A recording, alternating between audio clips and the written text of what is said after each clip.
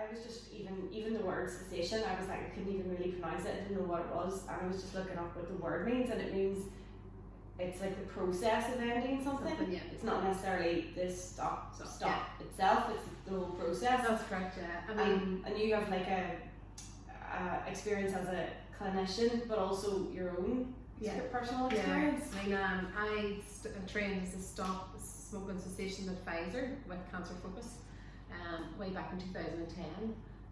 I had stopped smoking myself in 2007, and my dad had been diagnosed with lung cancer, so that sort of spurred me on. And did your own personal experience of that give you a lot more? Oh gosh, yes. I mean, for me to be able to, you know, empathise with people who are going through that process of stopping smoking, you know, and being able to say to them, you know, this is how I got to where I am now. I mean, I'm off in 15, 16 years, so I'm able to now, you know, say, relate to what they're feeling, how they're feeling, and, you know, sort of to preempt and let them know this is what you might feel, but when you get to this stage, if you do X, Y, and Z, you'll get through it. And not, you know, this lots of people think sometimes this thought of stopping smoking is actually more harder than doing it. People, you know, everybody has got that, oh God, I really want to stop smoking, I know I have to stop smoking, I can't afford to smoke anymore. You know, and lots of people genuinely don't like smoking. They do it because purely it's a habit that they've formed over the years. It's something that they've taken up maybe when they were in their young teenagers, and it's just something that they've carried on to adult life, and it's trying to break, you know, that habit, that cycle of getting up every day, doing the same routine, you know, lifting a packet of cigarettes, lighting a cigarette up and smoking it. And a lot of cigarettes are purely done. So it's not just the nicotine addiction? No, it's there's nicotine, there's 3 different types of addictions in smoking. There's nicotine addiction, there's the psychological addiction, and then the emotional addiction. So lots of people will, you know, miss that, oh my God, they have got something to hold in their hand. They, you know, they associate in times of stress that, oh, I can go and lift a cigarette and not smoke it now, we can. But lots of people are fooled into thinking, because the cigarette companies have tricked you into thinking that it's actually the cigarette that calms you down, when in fact, if you think about it, when you're asked to try and relax, you know, when you're getting yourself stressed or you're feeling hyper anxious, you know, lots of people, the first thing you're told to do is take a deep breath. And that's what you do initially when you smoke. You take a deep breath in, you hold it, and you release it. And that's what you do whenever you smoke a cigarette. So it's essentially, it's not the cigarettes that's calming you down, it is actually your breathing and the technique that you've been taught to do with breathing that actually calms you down. So lots of people think, oh gosh, cigarettes calm me down, when in fact they don't. And when you look at the, you know, other part of the smoking a cigarette is that smoking increases the heart rate to go up. So there, in a sense, your blood pressure will go up, so you'll be even more stressed. And also too, when you're smoking, you're stressed out about when your next cigarette's going to be. So you're constantly thinking, oh my God, when am I got my next break? When am I going to have my next cigarette? You know, if you're on a long haul flight, you constantly think about, I need a cigarette, because you know you can't have it. So your stress levels keep going up. And it says that it's the thought and the process of smoking that actually does that, rather than cigarettes. No, it is. And whenever you were bringing people through the process of coming off cigarettes, what did that process involve? Would you kind of create a program for them, or would you look at their habits and their timetable of their day? Yeah, so Stop Smoking Adventure is really there to sort of encourage and promote you to stop smoking. So what we would do is initially meet with the clients and the patients, get a wee bit of background information from them about as you say, their smoking habit. So what I would always ask you to talk me through your day. So what do you do in the morning? When you get up in the morning, what's the first thing you do? Lots of smokers will say, oh, I come down the stairs to put the kettle on, I make myself a cup of tea or a cup of coffee and have my first smoke of the day. And I would always then, you know, talk me through the rest of the day. So most of them are, you know, and I have a smoke at break time, I have a smoke at lunchtime, another one in the afternoon, then I have one before my dinner, I have one after my dinner. So you can nearly time when those smokes are going to come. So then what I would do then is I would say to them, okay, so let's change things up a bit again, because what we want to do is we want the brain to think differently. Because as I say, it's purely formed a habit, it's formed a routine. And so I would always say to patients, well, in the morning time, try this. Get up in the morning, go and have your shower, get dressed, come down the stairs, put the kettle on, have your cup of coffee, have your smoke. Because there automatically the brain is not functioning first thing in the morning. It's 7 o'clock, I have my smoke. So at 7:30, the brain is now thinking, okay, right, what happened to my 7 o'clock smoke? Right, I can do this. So it's starting then to change, and it's starting to recognise that change. And the more you do that, and the more you change up your routine throughout the day, then the more helpful it will be for whenever you start to go, right, I can do this. So it builds up your confidence as well to say, right, I can stop smoking. And also too then obviously with the aids of the nicotine replacement therapy or the likes of tablets, they're there to give you extra support and to take away those cravings that you will get obviously throughout the day whenever you do stop the nicotine, because in a sense it is an addiction to a drug. Nicotine is a drug, and again research and statistics have proven that it's harder to actually go off nicotine than what it is to go off heroin. But you're 5 times more likely to quit smoking when you're using nicotine replacement therapy or tablets, and also having that support. And I think I remember you saying before the amount of weeks it takes to break a habit. Yeah, so initially with the stop smoking program, it's normally about 12 weeks in all, and that's how long your program would be. You take your client through a program of 12 weeks. So initially 3 months it is. Lots of people start going, my God, 12 weeks, am I going to be on these tablets for 12 weeks? Am I going to use these patches for 12 weeks? It isn't that long. 12 weeks, as I say, it doesn't long be going in, and you have to remember that your first couple of weeks, you're not probably using anything, because all you're doing is changing up your routine, changing habit, forming new routines, in order to sort of gain that, confidence to take you through into that next step. When you get that, you go, right, I'm going to do this. I'm going to put my quit date is this day, and I'm going to put the patches on, or I'm going to use gum, or I'm going to use this, and I'm going to really try to stop smoking. And then again, it is just using those materials for at least another 10 to 12 weeks if needed. I always say to clients too that, if you were getting an antibiotic for a sore throat, and after 2 days or 3 days your throat feels better, you wouldn't stop the antibiotic because you haven't cleared the infection. So what you want to do is you want for those little nicotine receptors in the brain to have died off and not sort of pop up, after a couple of days of using the thing, and you think, oh gosh, I feel good, I'm cured. But in fact, those wee nicotine receptors are still alive, and you want them to be. And can it be quite up and down?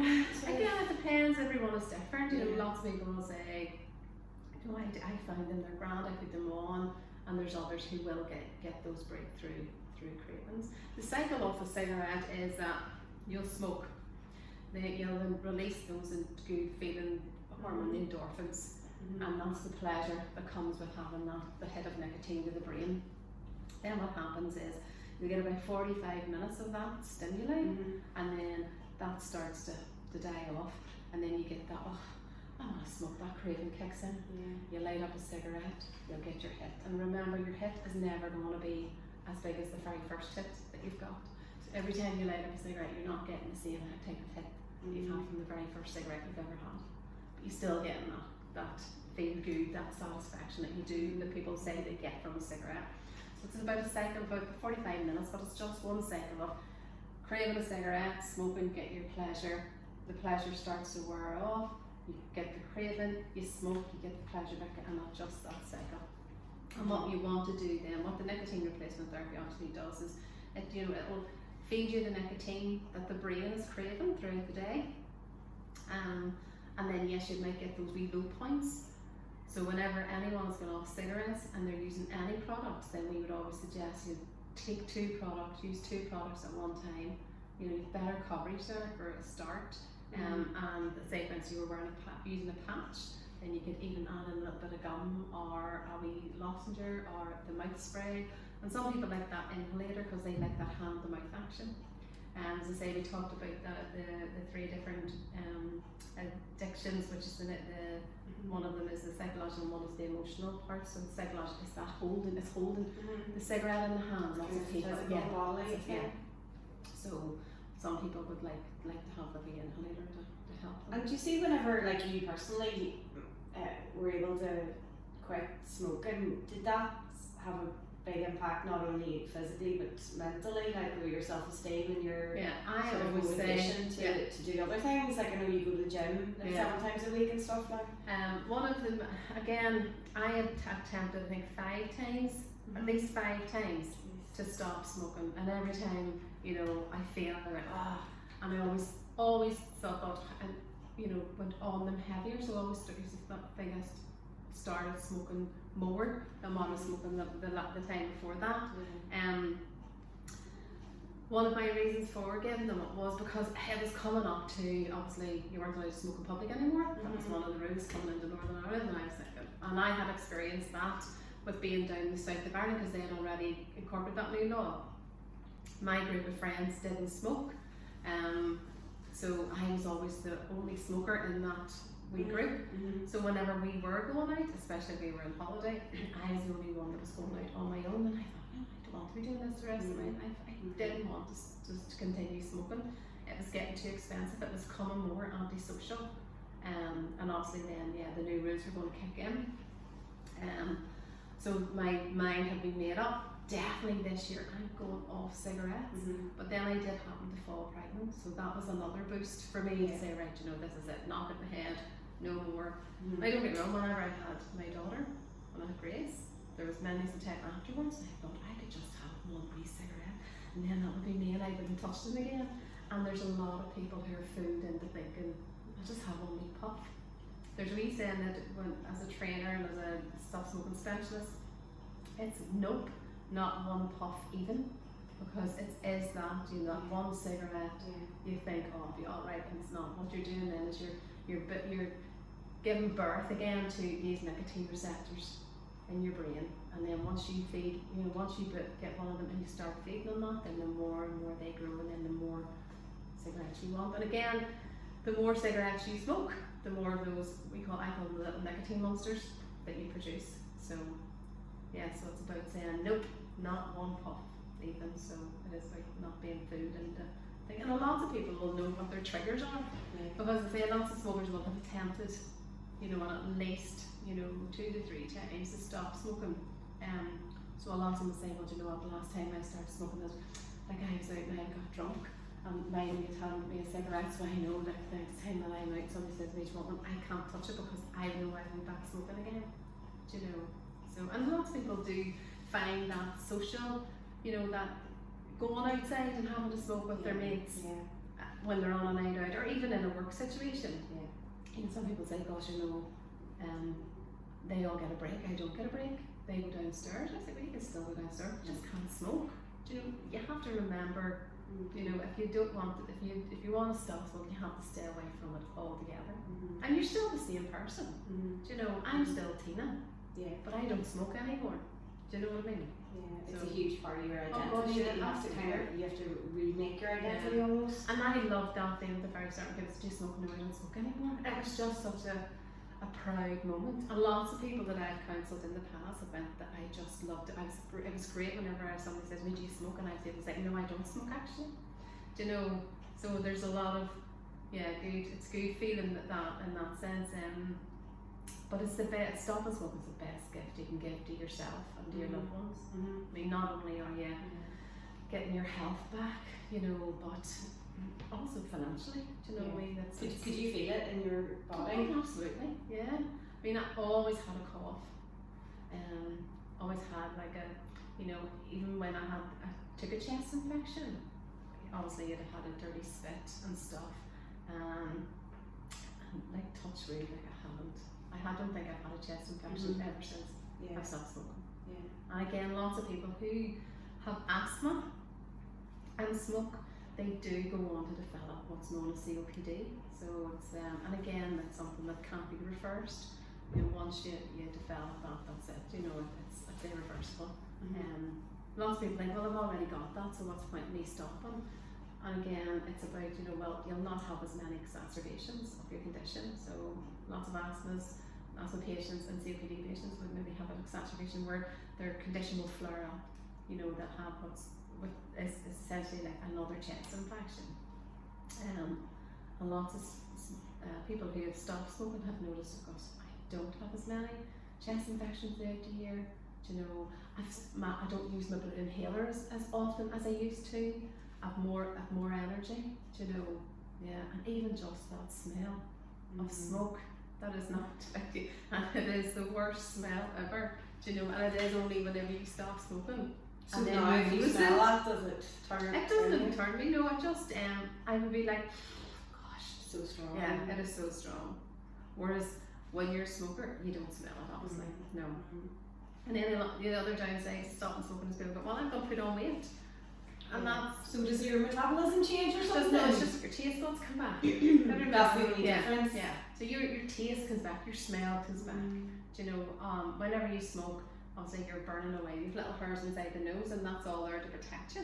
Protect the nose from getting any foreign bodies into it. And whenever you smoke, then you're singeing all those little hairs into there. You're killing off those taste buds.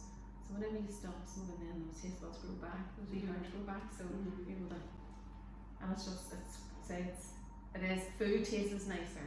Yeah. So again, lots of, when I stopped smoking, when we went out for a meal, I was like, oh, what am I going to do after my dinner? Because I normally have a smoke after my dinner. So I was like, I'll have a dessert. So that was my treat to me. And it is about treating yourself. Whenever you stop smoking, you have to remember this is a big, major life change that you've committed to. It's something that you should be proud of. And you have to reward yourself. By saying, right, well done me. I've done good. I'm off them now. A week, 2 weeks, 3 weeks. And it's about buying yourself. Should it be even a bar of chocolate, or treating yourself to maybe getting your nails done for women, or going to get a haircut? Something else that you can afford to do because you've saved that money. You've saved it. Another thing I wanted to ask about was the smoking ban. I mean, a lot of younger people won't even remember what it was like in the pubs before the smoking ban, but do you think that is a really big cultural shift and it's kind of more acceptable to not smoke? Because, when I playing Irish music and in the pubs, I was in the minority of people who didn't smoke, and now it's kind of shifted the other way. Yeah, lots of people I think would have stopped smoking when that ban came in. Now, not obviously right away, but probably over the years, because like that, as I say, when I felt it, you're like, oh, stop out here, me own. So you think it worked? It did help, yeah. But there is still a lot of young people who smoke, and it is surprising to me, because as you say, they would not have known, they wouldn't have never ever had to, be part of that smoking era where you were allowed to smoke wherever you wanted. I mean, you were allowed to smoke in public transport, you were allowed to smoke in restaurants and bars, wherever, on a plane. I remember being on a plane and being smoking or non-smoking. The only thing that divided you from the smoking and non-smoking was a curtain. Was it? The smoke still gets around the curtain. Do you know what I mean? But that's what it was. So I still be shocked at the amount of young people that I would see that smoke. And again, I do think smoking comes from doing what your peers do. It's about being fitting in, being part of the gang, especially the younger ones. If Jimmy's smoking, then I want to smoke because he looks cool.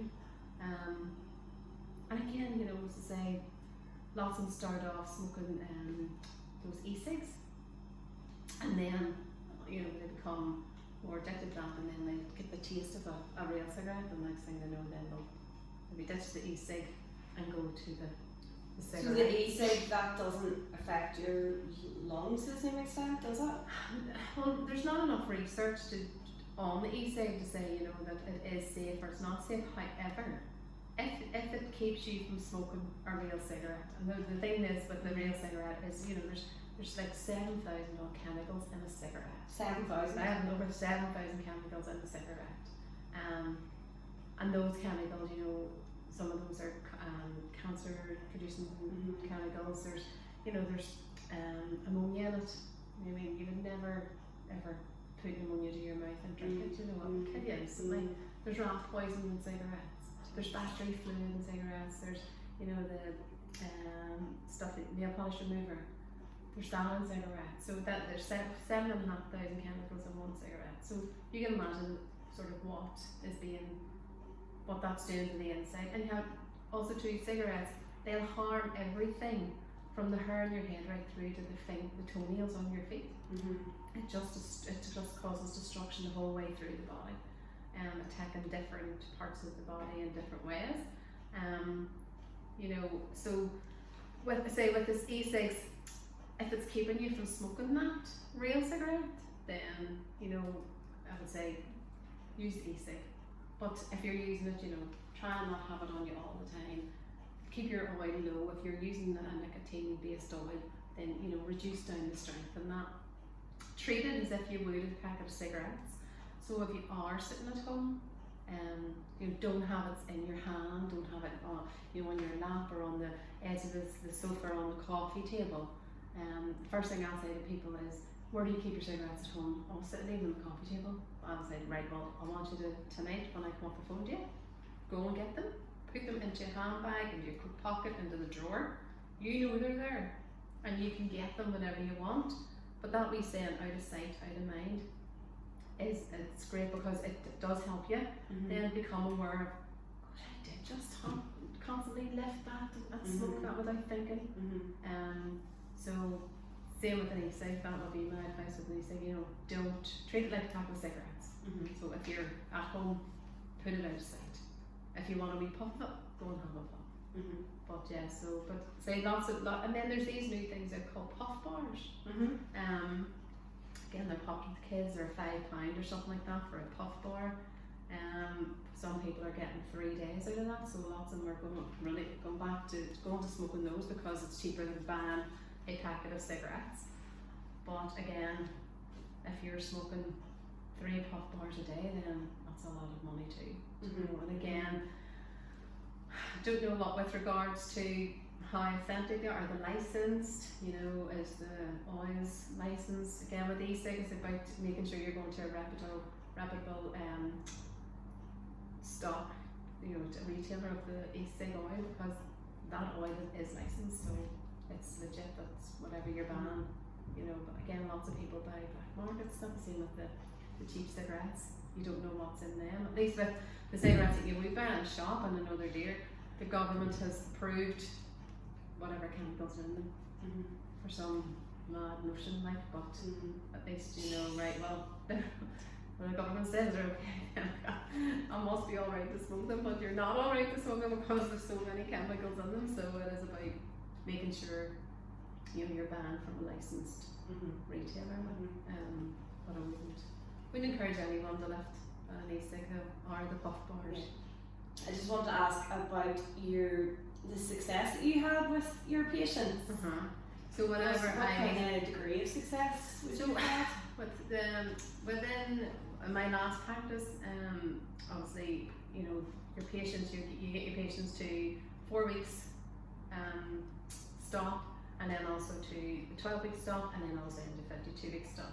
So with regards to the 4 weeks, it's about whenever you go back to review them, and if there's quit at 4 weeks, then, you know, obviously that's a success. And if they're still quit at 12 weeks, even better. And when you phone them back at 52 weeks and say, no, I'm still off them, it's an even better buzz, and it's brilliant. So in my last practice, and also with cancer focus, I probably would have been hitting in around the 80%. Jeez. Oh my God, it's amazing. It must have been a great feeling. It is. I mean, and you know, and it's good because lots of them are, you know, and a lady who in our last practice, and she was saying, you know, I'm too old to stop smoking, and you're never. She was in her 60s, late 60s, and I remember saying to her, you're never too old to do anything. Do you know? And I'm like, I've been smoking all my life. I don't know if I could do this. Do you know?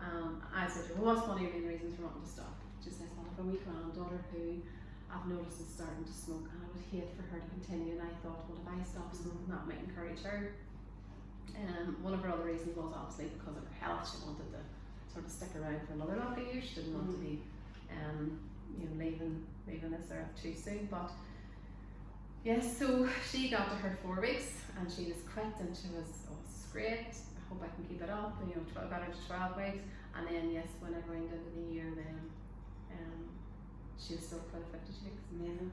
And then her granddaughter then essentially started with me. Yeah. And we got her up Isn't that cigarettes class? too. So yeah. And I said to her, why you might have said, oh, my granny done it. So if my granny can do it, I can do it. So yeah, it's a great feeling, whenever, especially too when you get to that, you get them to the 4 weeks. Because that's the moment of the wee first hurdle. Is that the hardest bit, do you think? It is. Your first couple of weeks of stopping smoking is dreadful because you're just constantly thinking about, Jesus, this time last week I was a smoker. I always do this. So every Monday when I went out for coffee with the girls, this is my routine, and you just constantly think about what your routine was. And again, I just keep saying to patients, keep looking forward. Don't always look back and think, oh my God, this is terrible.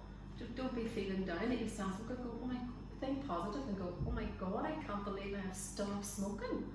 My life's going to improve, my health's going to improve, I'm going to have more money, I'm going to have more energy. I'm doing it because I've got, a new baby in the way or whatever. So it's about always thinking all the positives of stopping smoking.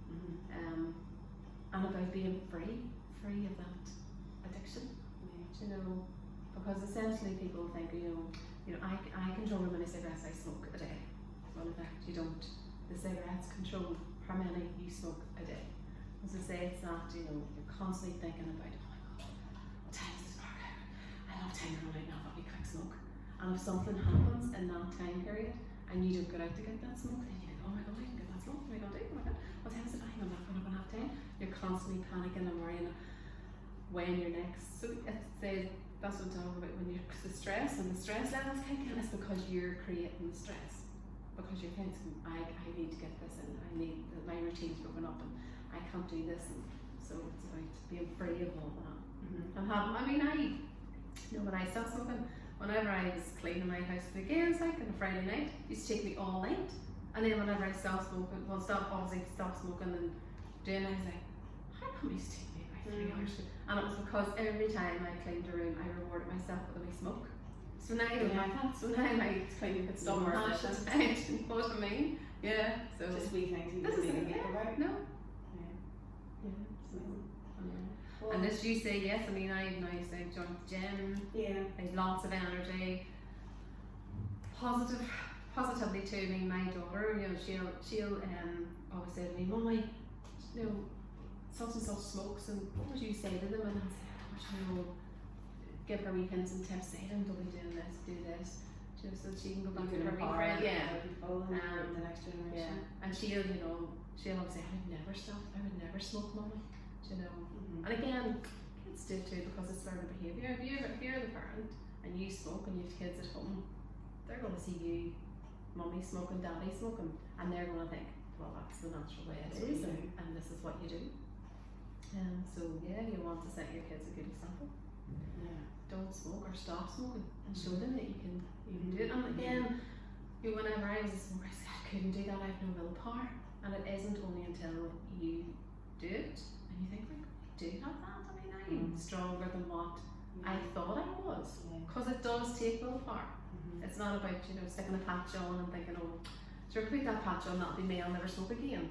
It's about every day getting up and saying, no, I am not smoking. And eventually then those cravings do stop. They become less every day you're off the nicotine. The cravings become less and less and less. It gets to the point where you forget about it. You forget that you've smoked. You forget what that routine was in the past. And you don't get that craving of a cigarette anymore. Sometimes I'll get a thought that'll pop into my head, but it's not a craving and it's not something I would act on. But yeah. Amazing, that's really motivating. For anyone who's trying to give up smoking, but for just other areas of your life as well, like just bad habits, you know. It's really And you can apply that to anything, I think. There was a girl I remember whenever she was training to be a staff work advisor, and she had come along with me to sit in with me in a few of my sessions that I was doing for Cancer Focus, and you know, I used to say about delays. I always say to patients, delay. If you're going for a cigarette, think to yourself, could I delay more 10 minutes and not really smoke? Because again, that 10 minutes, something could grab your attention. You know, phone might ring, and you might end up in a conversation. You might get become engrossed in whatever's on the TV. The thought could just go out of your head, and that, you know, that craving could leave you. And it only lasts a few minutes anyway, the craving. And then after 10 minutes, if you still want that smoke, go and have it. And she said to me, I'm going to apply that to my eating, because I just find when I'm at home that I'll go, oh gosh, I'll make myself a cup of tea and I'll have a wee biscuit. She says, and she says to me, I've lost 3 pounds this week because I applied your wee delay to my habits throughout the week in the house. Do you know, so it can be applied to anything really. So, well, thank you so much, Tina. It's fascinating, and inspiring. So thank you. Thank you, Susan.